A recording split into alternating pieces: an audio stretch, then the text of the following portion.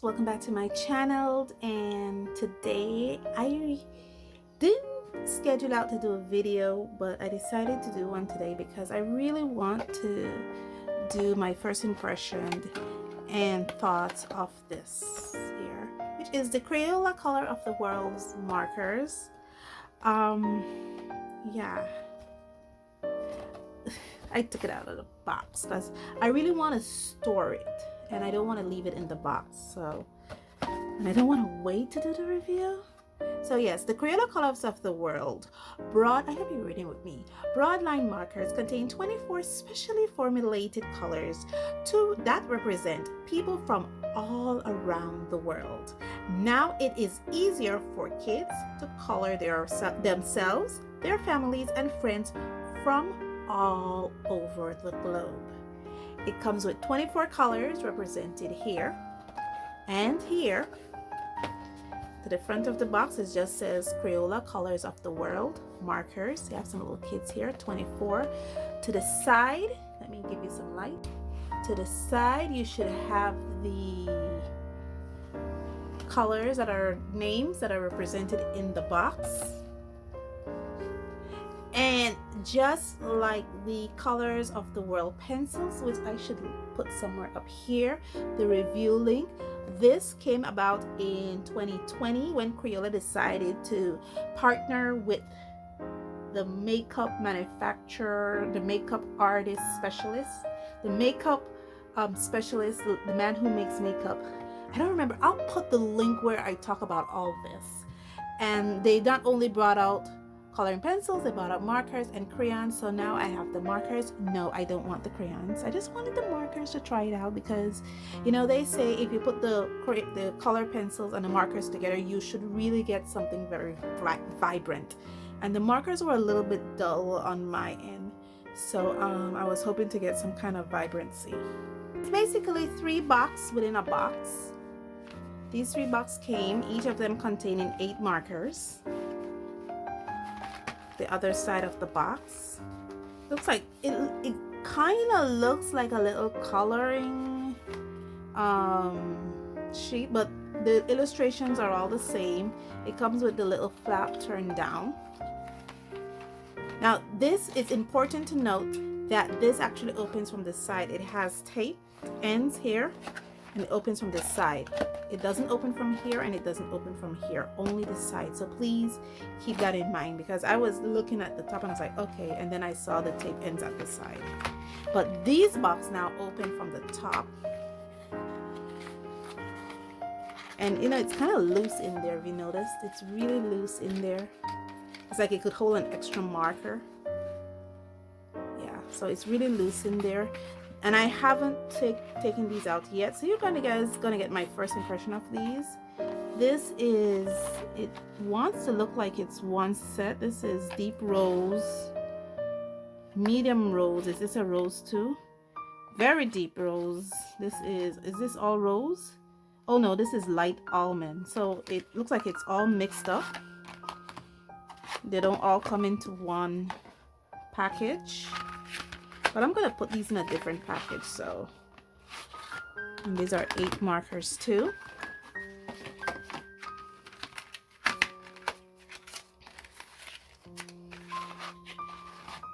And here's the last 8. Wow, that's a lot of waste. So it basically comes with all this. If you don't need all this, this is a lot of waste in my book, unless you decide to use these as little coloring cards. But apart from that, it's just wastage. Now let's look at the barrel now. The color name is also written in the barrel, what looks like maybe 3 different languages: English, what I might think is French, and Spanish.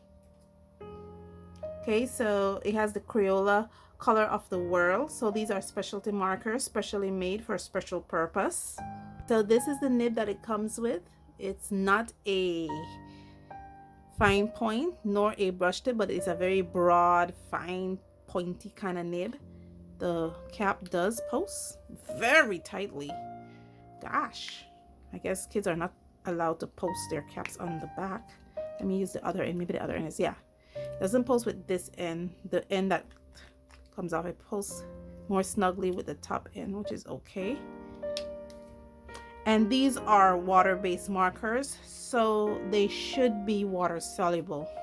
I'm not sure if you can use them like watercolor, but they should be water soluble. The discarded page in my sketchbook, not here, over here where I did some swatches. I remember I did this, I'm not sure if it's up, but these are from an art set that I tested. It's fine. What I do, if I have a sketchbook page that I have a little drawing on and I don't particularly like the drawing, like this is a Skillshare drawing, I would use it to put swatches on. So I call it a discarded page because I'll just swatch on it. So what I'm gonna do is I'm not gonna swatch out all the colors, just swatch out a color to have the feel of the pencil. And this is hot press watercolor paper. It's from Fabriano Studio hot press, 140 pounds GSM. Let me see what's going on here. It is water soluble, but it looks like it gives you a lot of ghosting. We'll have some water here.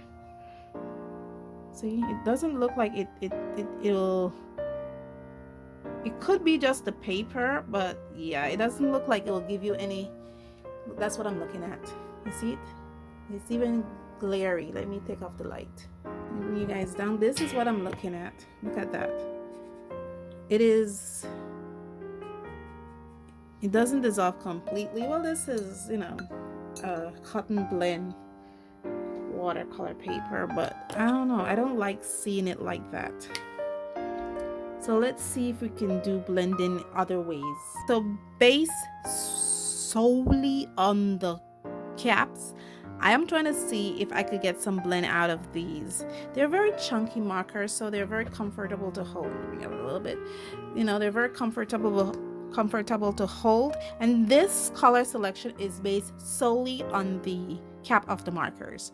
So if the caps doesn't match the actual ink in the markers, we're gonna find out now, because we're gonna be we're just gonna do a little blending test. So let's see what we're doing here. This one is very light rose. And this one here is medium, light medium rose. And then this one here is medium deep rose. Sorry. How does that look, guys? Does it look like, you know, we get a smooth, natural blend?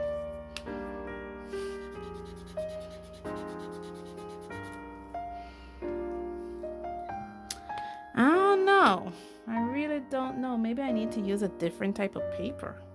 You think? This paper here, this is actually drawing paper. This is actual paper. I was using watercolor paper just now, and we're gonna do that blending again. Let's see how we're doing now on actual paper. Again. Oops, sorry, this is medium deep rose. Was this color I was supposed to do? Oh man, I just screwed that up. Let's do it again.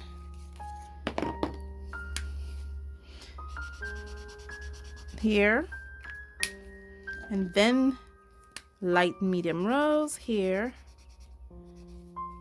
and then the Giza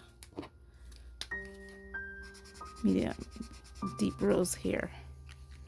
Let's go over again with this one, which is supposed to be light rose, to see if it's gonna give us, yeah, it start give us paper peel. And there's an interesting phenomenon on the tip of my marker. Look at that. It looks like it's the juice of it is coming, it's lowering when it started to peel. You see that? So yeah, you see that point there? That was created. So I don't know if it's drying up already.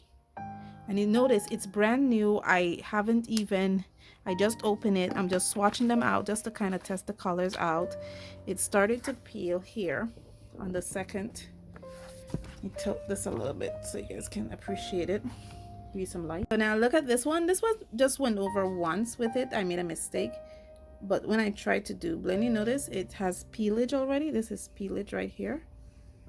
So yeah, it started to peel, and when you flip over the back side of the paper, let me show you the watercolor paper. Okay, so this is the watercolor paper. There is no peeling, but I don't appreciate this little line here that was forming it. I don't know how it got there because I've been trying to be very even with my strokes, but that just developed, so I'll have to be mindful of that. I think the best type of paper for me to use with it will probably be this watercolor paper. I will test it out, do some more tests with this. If I'll also use the cardstock paper that I have. Maybe it'll work better on the cardstock paper, I don't know, but it doesn't work well with the drawing paper, so maybe it'll work well with the cardstock paper. And if I do small areas, color in small areas, maybe it'll work well on this, which is the hot press watercolor paper. But for now, here they are. Yeah, they're all here. Let me bring you up a bit. They're all here. Now I'm gonna put this into a storage container because I'm not keeping them in the box, and over the next few weeks or so I'll be working with it so I can get used to it, and then I'll be bringing that to you in a full color with me review where I'll actually demonstrate to my capacity. I am not a professional artist, but in my capacity demonstrate these markers and using them with my style. Thank you guys so much for joining me on this journey, and as always, stay safe, stay blessed, and I'll see you in the next one. Bye.